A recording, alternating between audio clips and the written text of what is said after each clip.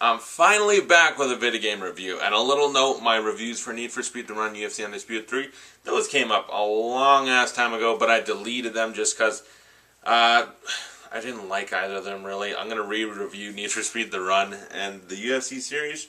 I'll probably review all three of those with the new one if I buy it. I might just rent it because EA Sports is kind of a shitty company, so they might just ruin the UFC games, so I don't want to buy it yet. But here I'm excited to talk about some games I love, starting with this one, and then the next video I'll review the most recent one. And these next couple games I'm going to review, they're all going to be in their own separate videos. Starting off with Grand Theft Auto 4. I'm excited to talk about this one right now.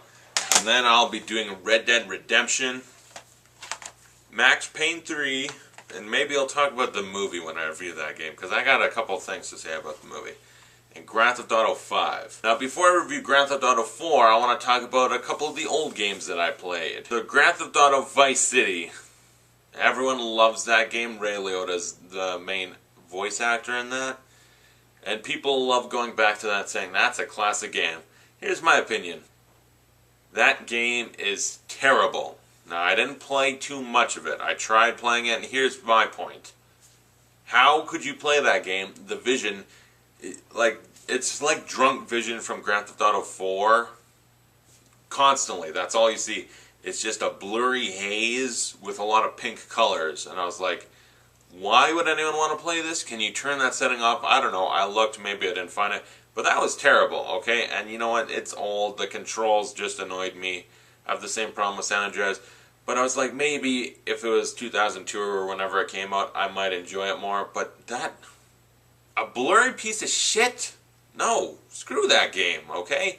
And if you have different opinions, comment below. Tell me how you love the game. I could not get through that game. I did not like it. And as for San Andreas, well, it doesn't have shitty blurry vision the whole time. The controls are a little bit to be desired. I'm just spoiled because now I'm used to the Grand Theft Auto 4 5 controls where it's a lot different. But you know, I got through a little bit of San Andreas, and I've never fully wrapped it even yet. I can't do it. It's such a long story, which is something to be very grateful for. But it's almost too long, and the missions, some of them are so hard, okay? There's one where you and is it Big Smoke, the big fat guy, and you get on a motorbike, and you have to chase down this train, and you have to shoot all the guys on it. There's only 4, and you've got like a Tech 9, and also the gun sound effects in that game. Come on, those are bad. But he's shooting them. I'm right beside the train the whole time. Okay, you've been shooting for about 5 minutes, and you killed 2 guys. Good job, game. Good job.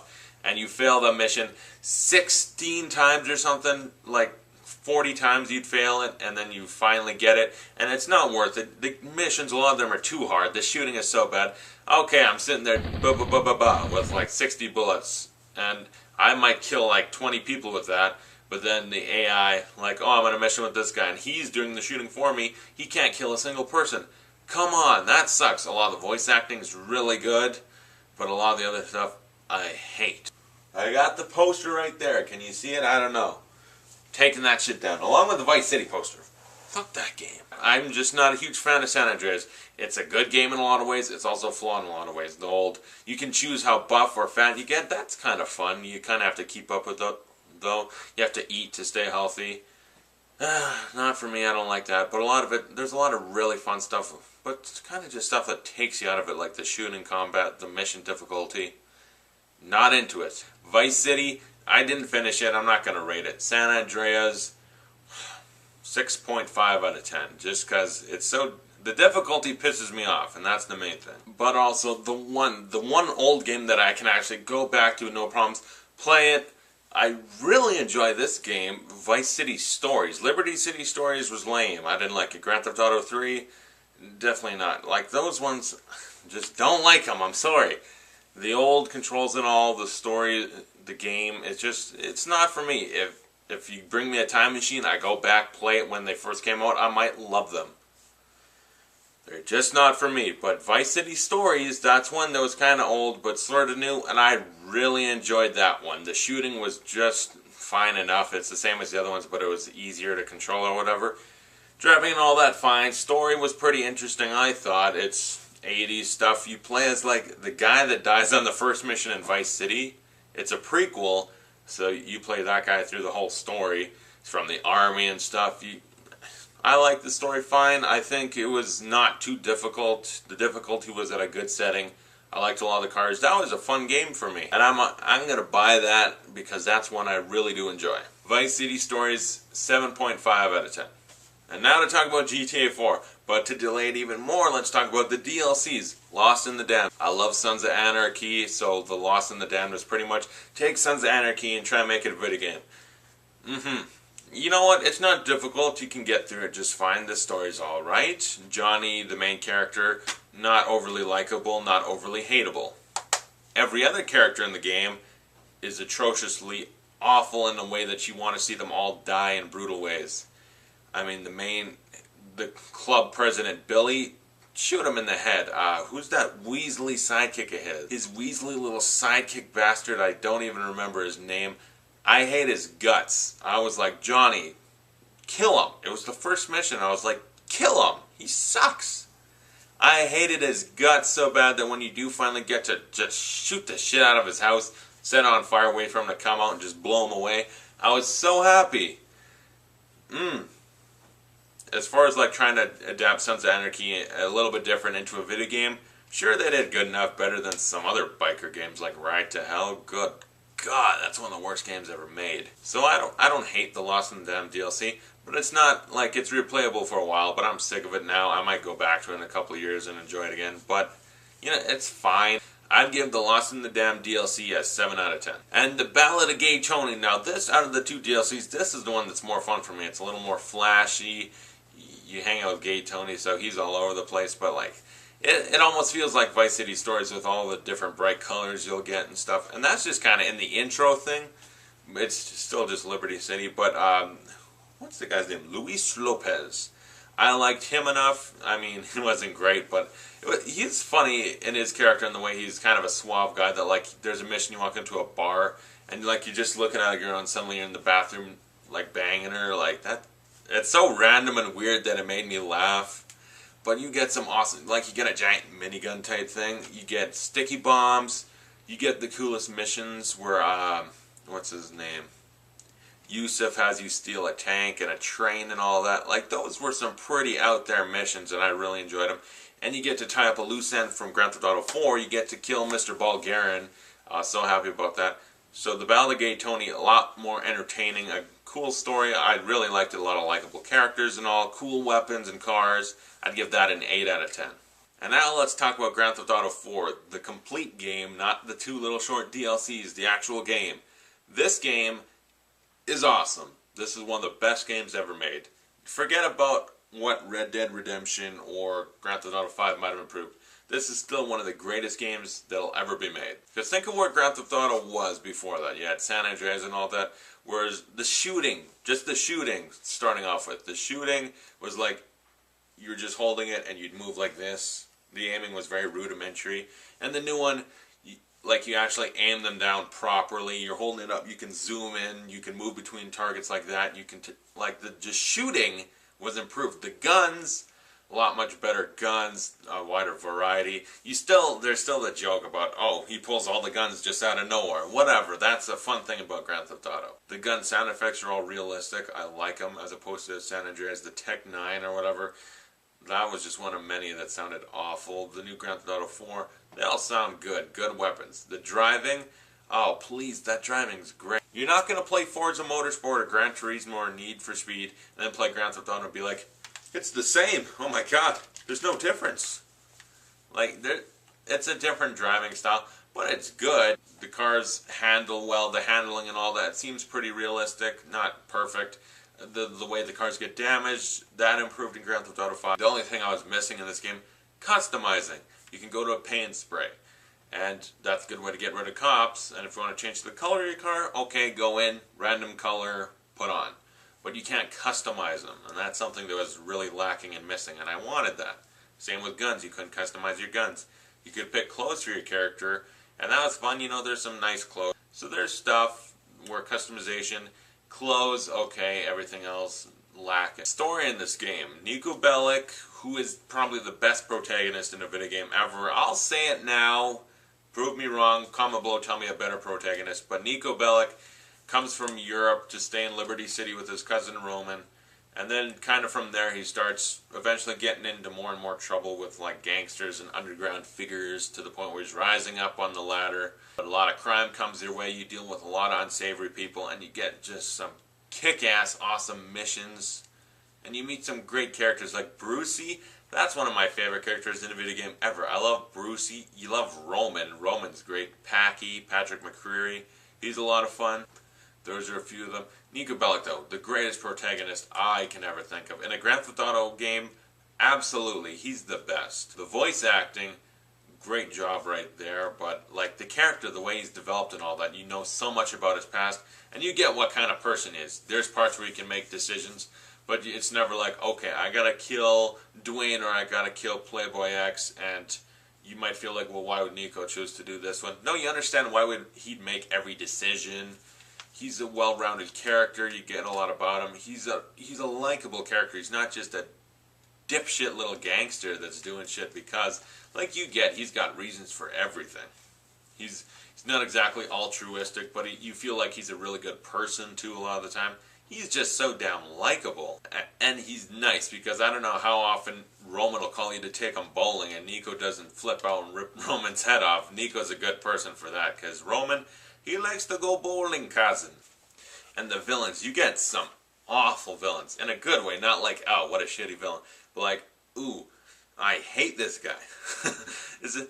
Yeah. You get Bulgarian, and he's from Niko Bellic's past, and he's kind of blaming Niko for stuff he didn't do, and so Niko's got to deal with him. You get Dimitri. Oh, I hated him even more than the little dipshit from Lost in the Dam. This guy is a weasel, a true weasel. Fuck. I could go on and on about how much I hate this guy, but everything he does, every time you answer the phone and he talks to you, once you kind of get that he's the villain, I'm like, someone tell me that Niko's just going to trace this phone, go find Dimitri, chop his head off, and carry it around the rest of the movie, punt it like a football or a soccer ball at someone. Like, come on. And what's funny is there's a character or two from Grand Theft Auto Lost in the Damned and regular Grand Theft Auto 4 that carry over into GTA 5. And what they do with them I thought was pretty fun. I won't talk about until I review that. The soundtrack to this game, just the regular Grand Theft Auto score was really good, like that main theme, the Soviet Connection. That's a really good theme song for a video game.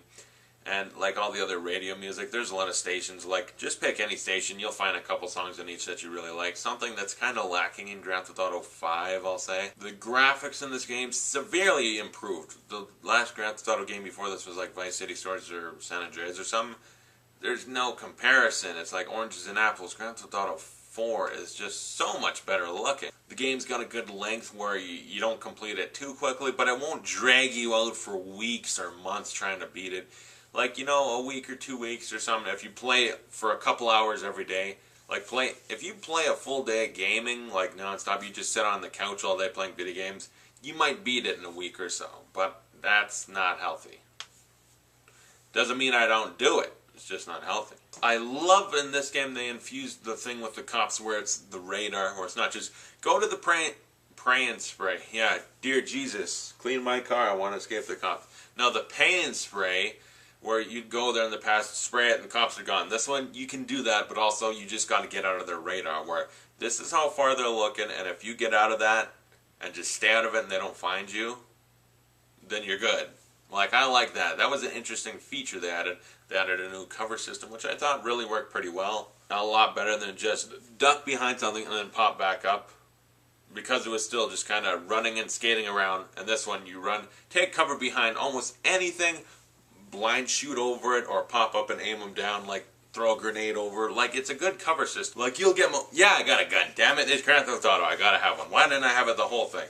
But you'll get in cover, and you'll be sitting there, and you'll pop up and shoot him, and then a guy might run past you, and so you're like, shit, and by the time you get to shoot him, you're dead. Like, that's a problem, but it never, like, wrecks it. It doesn't make me go, oh, the cover system's so flawed because you can't do that. Okay, that's just a little thing. Try and take care of him.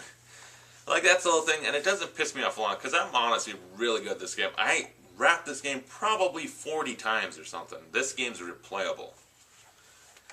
The replayability factor in this game, there's not an issue with it, because I played this 40 times or something. Like, when did this come out? 2008? 2007? ever since I got it, I just kept playing it. I wanted to keep repping it. All the missions are fun to play. The bank robberies, the street races, you have fun with all that. Replayed it 40 times or something like that. You don't hear that a lot. Grand Theft Auto 5, I'll discuss that then. But like games like the old ones, who's going to replay Vice City 40 times? And other games like that? What other games have I replayed like 40 times? The Batman Arkham games, those come kind of close. I replay those a lot. I'm struggling what else to talk about. I kind of covered it. The story's great. Driving, shooting, it's all great. Characters, great. Nico Bellic, best protagonist ever. The online mode, let's talk about that. This was the first game where I embraced playing online, because right before this I had played the old UFC Undisputed 2009 game online. And that was basically, alright, pick your fighter, fight someone else on the internet. And it was bad because I'm not great at online gaming. So basically the person would kill me. They'd just knock me out quick. In this game it's a lot different. I pop into the middle of Liberty City with like 16 other people. Alright, you can either shoot each other, you can do races, team-ups, whatever. I did a lot of free roam. And free roam's insanity. I'd pop up at the airport and 6 dudes would have rocket launchers. So I'd be like, alright, what's going on? Blown up like that. Just, okay, I'm here. What's going on? Boom. Damn it, where's that fucking guy with the rocket launcher? Boom. Like, that was annoying, but once you get past that, it's a lot of fun. And then when you get bored of that, just be like, okay, I'm going to go find someone else. You want to go our separate ways? No? Yeah, that's what I thought. So online, that's a lot of fun, I gotta say. Cops and robbers mode, you could be a cop trying to hunt down criminals. Criminals trying to escape the cops. That's a lot of fun. There's a lot of fun modes in this game.